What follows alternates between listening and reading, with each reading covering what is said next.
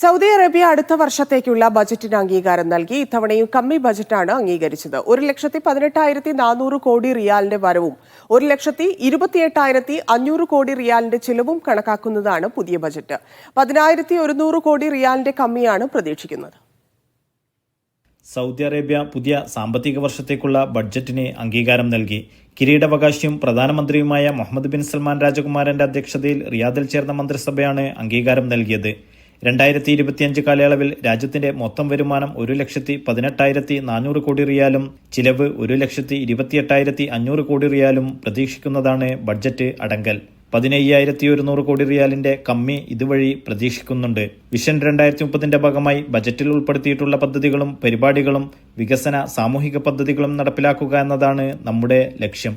അതിനായി പ്രതിജ്ഞാബദ്ധതയോടെ പ്രയത്നിക്കാൻ കിരീടാവകാശി മന്ത്രിമാർക്കും ഉദ്യോഗസ്ഥർക്കും നിർദ്ദേശം നൽകി. Naushad Irikkur, media 1, Dammam.